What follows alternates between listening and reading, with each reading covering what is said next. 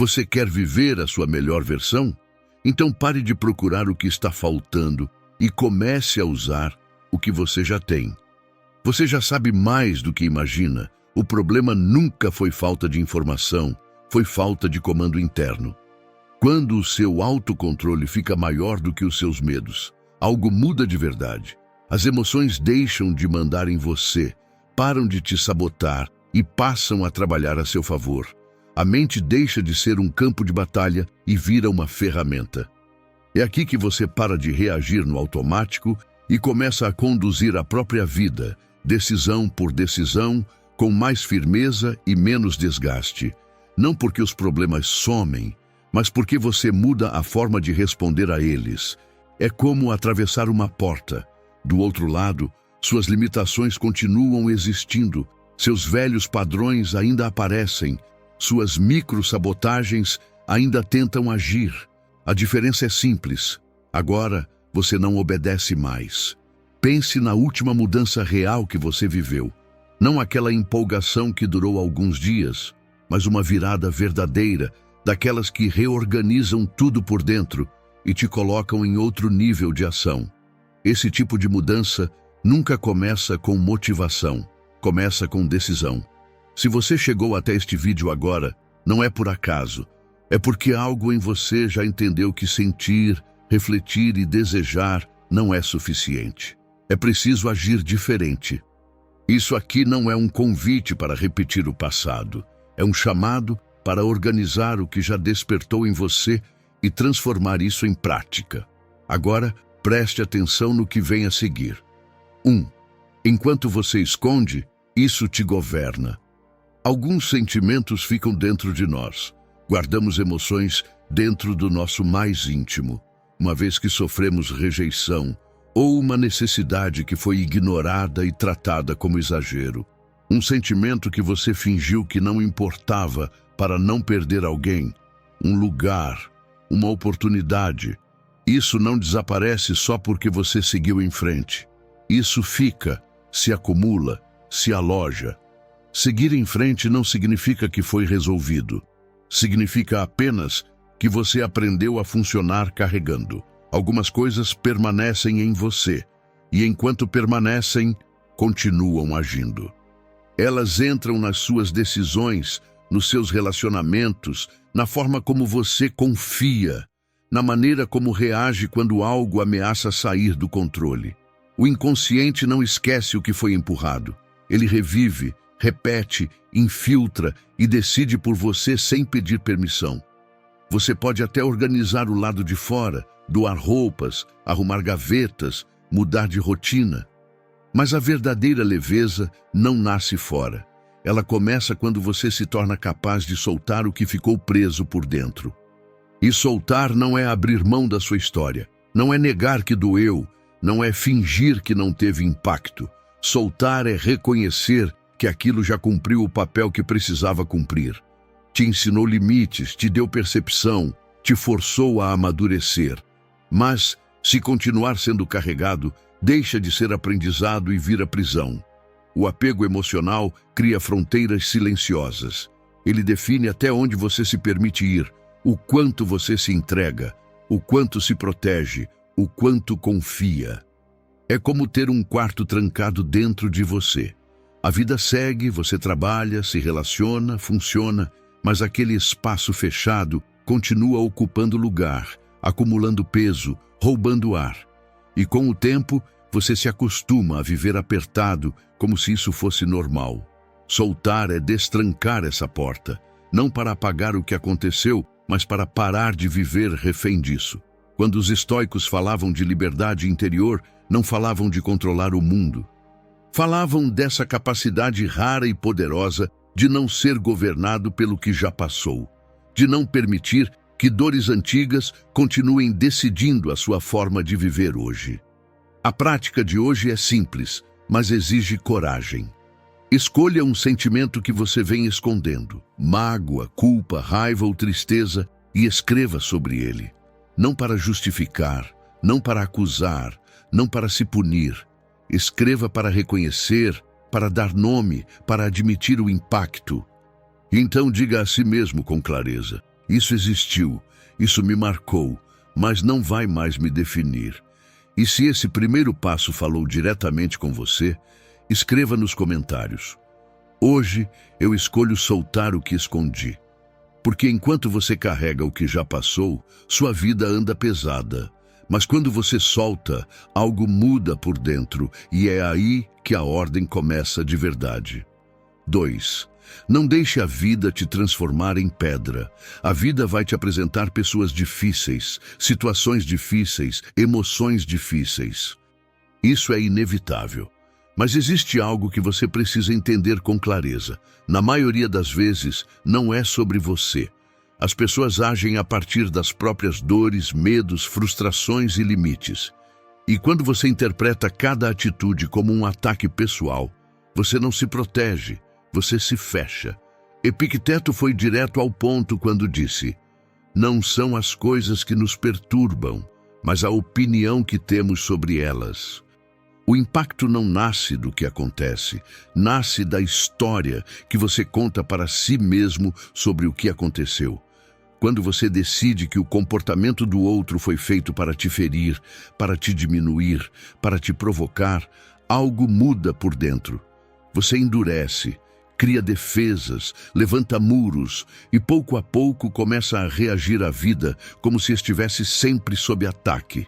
Existe um tipo de flor que, toda vez que recebe um toque brusco, se fecha imediatamente. Não porque é fraca, mas porque aprendeu que fechar é a única forma de se proteger. O problema é que, quando permanece fechada, ela também deixa de receber luz. Muitas pessoas fazem o mesmo. Cada frustração vira armadura, cada decepção vira rigidez, cada crítica vira mais um motivo para se fechar. E sem perceber, deixam de sentir, de confiar, de se mover com leveza. Não endurecer com a vida não significa ser ingênuo. Não é aceitar tudo, não é permitir desrespeito. É aprender a não transformar dor em identidade. É responder com consciência, não com contração. Quando você se fecha demais, não é só o que machuca que fica do lado de fora. O que nutre também não entra. Os estoicos não ensinavam frieza emocional, ensinavam firmeza interna com flexibilidade externa, a capacidade de absorver o impacto sem perder a forma, como a água que se adapta sem se quebrar. A prática de hoje é simples, mas exige maturidade. Quando algo te atingir, antes de reagir, pergunte a si mesmo: isso é realmente sobre mim ou é sobre o outro? Essa pausa muda tudo. Ela impede que você endureça, ela devolve espaço interno. E se esse ponto fez sentido para você, escreva nos comentários. Hoje eu escolho não endurecer. Porque quando você para de reagir a tudo como ataque, a vida para de parecer uma batalha e começa finalmente a fluir. 3. Prefira o que te obriga a crescer. Quando você tem duas opções na vida, os estoicos são claros. Escolha a que te exige mais de você. Não a mais confortável, não a mais fácil, a que te desafia. Porque conforto não constrói força. Conforto apenas mantém tudo exatamente como está. Marco Aurélio falava disso nas meditações. Ele descreve como, deliberadamente, praticava segurar as rédeas do cavalo com a mão não dominante. Não porque fosse necessário, não porque fosse eficiente, mas porque era difícil, porque exigia atenção, porque o tirava do automático. Aquilo não era natural para ele, não era confortável, e era exatamente esse o ponto. Essa prática simples era um treino mental. Uma forma de lembrar a si mesmo que a mente só se fortalece quando aprende a sustentar o desconforto sem fugir dele. Que crescer não é repetir o que já domina, mas se colocar conscientemente no território onde ainda é fraco. Essa é a metáfora que vale para a sua vida. Sempre que você escolhe o caminho mais fácil, você preserva o que já é.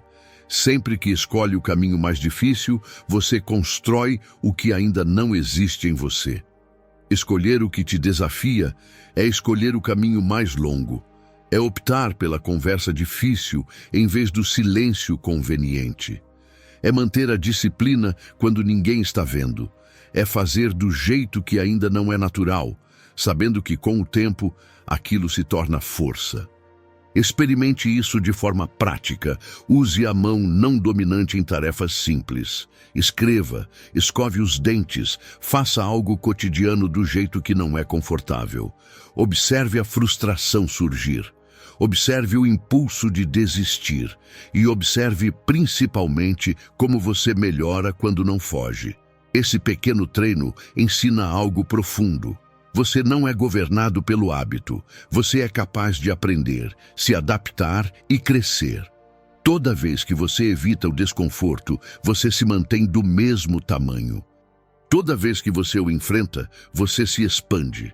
Por isso, a escolha é simples, mas exige coragem. Pare de escolher o que é fácil só porque é familiar. Escolha o que te desafia. É aí que a força se forma. E se essa ideia fez sentido para você, escreva nos comentários. Hoje eu escolho o que me desafia. Porque é no desconforto consciente que a sua melhor versão começa a tomar forma. 4. Pare de se meter na vida dos outros. Existe um desperdício silencioso de energia que muita gente normalizou. Viver atento demais à vida dos outros. Julgar decisões, criticar escolhas, tentar corrigir caminhos que não são seus. E quanto mais você faz isso, menos tempo sobra para olhar para a própria bagunça. Marco Aurélio já alertava sobre isso em Meditações. Ele dizia que os erros devem ser deixados com quem os comete, porque cada pessoa está em sua própria jornada, lidando com o nível de consciência que tem naquele momento. Forçar alguém a enxergar o mundo pelos seus olhos não é sabedoria, é vaidade disfarçada. Você já tem o suficiente para se concentrar. Seus pensamentos, suas reações, suas escolhas, suas falhas. Antes de tentar ajustar a vida alheia, existe um trabalho inteiro acontecendo dentro de você que ainda precisa de atenção. Enquanto você observa, comenta e se irrita com o comportamento dos outros, algo passa despercebido. A sua própria vida fica em segundo plano. Seu foco se dispersa, sua energia se dilui e aquilo que deveria estar sendo usado para crescer vira ruído. Os estoicos eram claros nesse ponto. Você só governa uma coisa, a si mesmo. Tudo o que foge disso não merece o seu desgaste emocional. Se alguém erra, aprende. Se insiste, paga o preço. Esse processo não é seu para você corrigir. Existe uma ilusão perigosa aqui. A de que se envolver com os erros dos outros é sinal de lucidez, quando muitas vezes é apenas fuga. É mais fácil apontar do que olhar para dentro, mais confortável corrigir do que se corrigir. Marco Aurélio era direto. Se você ainda não é impecável no que depende de você, então não há razão alguma para se intrometer na vida alheia. A verdadeira autoridade nasce do exemplo silencioso, não da interferência constante. A prática de hoje é simples e desconfortável. Sempre que sentir vontade de opinar, julgar ou corrigir alguém, pare e pergunte a si mesmo: o que na minha própria vida estou evitando olhar agora? Use essa resposta como direção. Trabalhe na sua própria clareza, na sua própria disciplina, na sua própria melhoria. Porque quando você cuida da sua parte com seriedade, o mundo ao redor deixa de ser distração e vira consequência. E se isso fez sentido para você, escreva nos comentários. Eu cuido do que é meu. Porque quanto menos você se mete na vida dos outros, mais espaço você cria para organizar a sua. 5. Quem controla a própria boca, controla a própria vida. Você não percebe, mas uma parte enorme do seu desgaste vem do quanto você fala, do quanto explica, do quanto você se justifica, do quanto você tenta ser entendido o tempo todo. Os estoicos sabiam disso. Zenão, o fundador do estoicismo, dizia que a natureza nos deu 2 orelhas e uma boca por uma razão. Não é por acaso, é um aviso. Quanto mais você fala sem necessidade, menos você escuta. E quando você não escuta, você perde percepção, perde lucidez, perde força. Quando você está falando demais, você não está presente, você não está observando, você não está entendendo o ambiente, você está ocupado demais, tentando colocar algo para fora. E aqui está o ponto que quase ninguém aceita. Muitas vezes, falar não é comunicação, é ansiedade tentando se aliviar. Você fala para se defender antes de ser atacado. Fala para justificar decisões que ainda nem foram questionadas. Fala para preencher silêncios que, na verdade, poderiam te ensinar algo. Enquanto isso, deixa de ouvir sinais, intenções, limites, oportunidades. Quem fala demais revela mais do que deveria. Entrega insegurança, expõe fragilidade, perde autoridade sem perceber. O silêncio, ao contrário, concentra poder. Ele cria espaço, ele obriga o outro a se mostrar. Ele te dá tempo para observar, interpretar e escolher melhor suas palavras, se é que elas precisam ser ditas. Marco Aurélio escrevia que devemos falar apenas quando for necessário e útil. Não quando estamos tomados pela emoção, não quando queremos provar algo, não quando estamos reagindo. E existe algo ainda mais profundo nisso. Quando você reduz o ruído externo da sua própria fala, você começa a ouvir melhor o que acontece dentro. Pensamentos ficam mais claros, emoções desaceleram, a mente para de correr atrás de validação e começa a recuperar comando.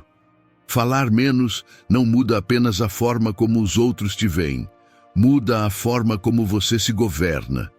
Você passa a responder em vez de reagir, a escolher em vez de se explicar, a sustentar silêncio sem desconforto. E isso é um sinal claro de maturidade emocional. Falar menos não é ser frio, é ser preciso, não é se calar por medo, é escolher o momento certo. Não é engolir tudo, é filtrar. Quando você aprende a falar menos, sua mente fica mais clara, suas decisões ficam mais firmes, sua presença pesa mais. As pessoas começam a te ouvir justamente porque você não fala o tempo todo. A prática de hoje é simples, mas exige autocontrole. Durante o dia, antes de responder, antes de explicar, antes de se justificar, faça uma pausa. Pergunte a si mesmo, isso precisa ser dito? Isso melhora algo? Isso me fortalece ou só alivia minha ansiedade? Se a resposta for não, fique em silêncio. Quando você domina o silêncio, a confusão diminui e você se organiza internamente. E se hoje você decidiu observar mais e falar só o necessário, deixe isso marcado. Hoje eu escolho falar menos. Quem aprende a governar a própria boca, não demora a governar a própria mente. 6. Pare de buscar aprovação. Sempre que você faz algo certo, algo quase automático acontece por dentro. Surge a vontade de ser visto, de ser reconhecido, de receber algum sinal de que aquilo teve valor. Às vezes é um elogio, às vezes é um agradecimento. Às vezes é só a expectativa silenciosa de retorno. E quando isso não vem, mesmo sem perceber, algo em você se frustra. Isso é mais comum do que parece. Não significa fraqueza.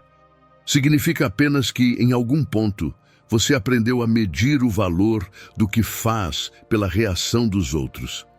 Mas observe com calma o que acontece nesse momento.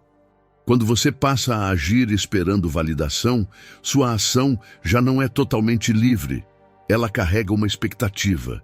E quando a resposta externa não aparece, sua tranquilidade vai embora junto. Não porque você fez algo errado, mas porque colocou sua paz em mãos que não são suas. Marco Aurélio enxergava isso com muita clareza. Ele escreveu algo simples e direto. Alguém se beneficiou da sua ação? Isso já é suficiente. Por que você ainda procura crédito? Por que quer uma recompensa além disso? Essa pergunta não acusa, ela revela. Revela um hábito silencioso que enfraquece a mente. Fazer o que é certo, mas continuar olhando para fora, esperando que alguém confirme o seu valor. Enquanto você precisar ser reconhecido, você estará dependente do olhar, da reação, do retorno, da gratidão do outro. E uma vida construída assim nunca é estável, porque basta o reconhecimento não vir para surgir o vazio, a dúvida, a sensação de que nada foi suficiente. O estoicismo ensina o caminho oposto. Fazer o que precisa ser feito porque é correto, não porque será visto. Agir em coerência com os próprios valores, não em busca de aprovação. Não é indiferença, é solidez. Quando você faz o bem, esperando algo em troca, mesmo que seja só reconhecimento, você transforma virtude em moeda. E virtude não foi feita para ser negociada. Ela existe para sustentar quem você é, não para comprar aplausos. Existe uma força silenciosa em agir sem plateia, em cumprir o que deve ser cumprido, mesmo quando ninguém percebe, ninguém agradece, ninguém elogia. Nesse ponto, você deixa de viver refém da validação externa e passa a responder apenas à sua própria consciência. Repare quantas vezes a frustração aparece, não porque algo deu errado, mas porque ninguém reconheceu. Esse é um sinal importante. Ele mostra onde está o seu centro. E enquanto esse centro estiver fora de você, qualquer ausência de retorno vira sofrimento desnecessário. Parar de procurar validação não é se tornar frio, não é se fechar, é se tornar inteiro. É saber que o valor do que você faz não depende da reação dos outros, mas da retidão da sua intenção. A prática de hoje é simples, mas exige maturidade. Faça algo certo sem contar para ninguém. Não anuncie, não observe a reação, não espere resposta. Apenas faça e sustente isso dentro de você. Se hoje você decide agir sem precisar ser visto, deixe isso marcado. Hoje eu ajo sem precisar ser validado, porque quando você para de buscar reconhecimento, algo muda profundamente. Você deixa de viver para ser visto e começa finalmente a viver em paz com quem você é. 7. Aprenda a viver com temperança. Em algum momento, todos nós passamos do limite. Exageramos, cedemos ao impulso. Compramos mais do que precisamos, comemos além do necessário, comemoramos demais, reagimos demais. Isso não acontece porque somos fracos. Acontece porque por alguns instantes deixamos de perceber o ponto de equilíbrio. Não é a falta que nos adoece, é o excesso repetido, disfarçado de prazer, de alívio ou de merecimento. Extrapolar drena energia. Extrapolar cria ansiedade. Extrapolar nos tira do centro. Quanto mais você passa do ponto, mais instável fica por dentro. E quanto mais instável você fica, mais procura estímulos para compensar esse vazio. É assim que o ciclo começa. Excesso pede mais excesso. Estímulo pede mais estímulo. E sem perceber, você deixa de escolher e passa apenas a reagir. Os estoicos chamavam isso de falta de temperança. Não como julgamento moral, mas como um aviso prático. Quem não sabe parar, cedo ou tarde perde o controle. Não de uma vez, mas aos poucos. Primeiro da atenção, depois da clareza, por fim, de si mesmo. Marco Aurélio foi direto sobre isso. Ele dizia para não deixar a mente ser esmagada pela vida como um todo, não carregar tudo de uma vez, não dramatizar o conjunto, permanecer firme na situação presente, fazer apenas o que está à mão. Isso basta. E quando isso basta, a mente descansa. Temperança é isso, a capacidade de não se deixar levar pelo excesso do momento.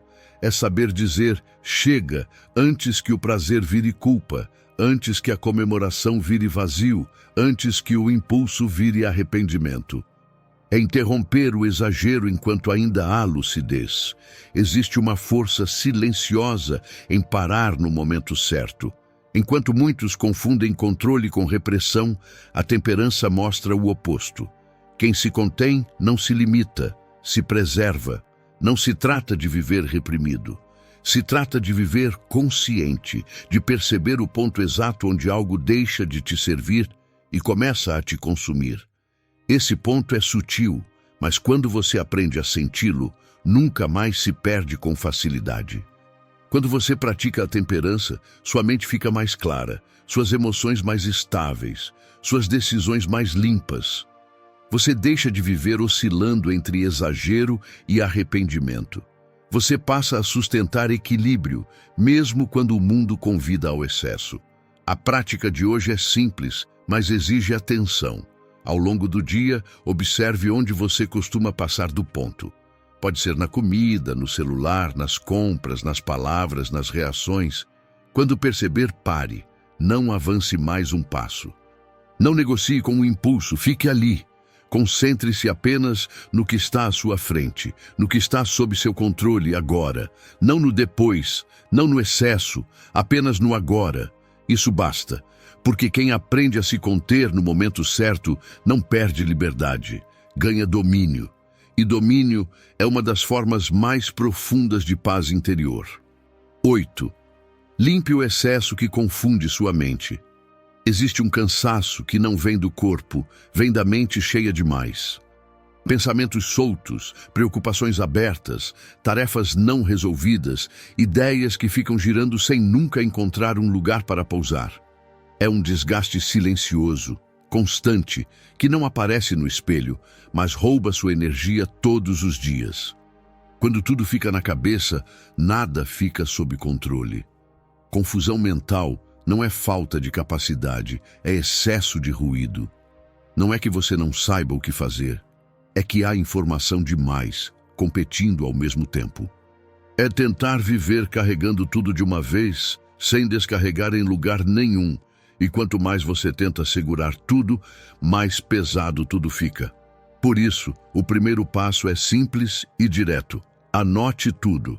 Preocupações, lembretes, ideias ainda confusas, coisas que você está tentando lembrar o tempo todo.